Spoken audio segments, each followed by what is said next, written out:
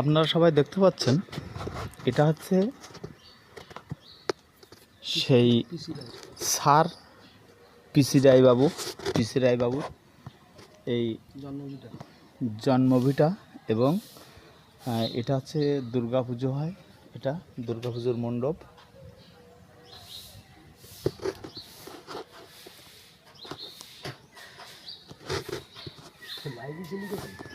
direct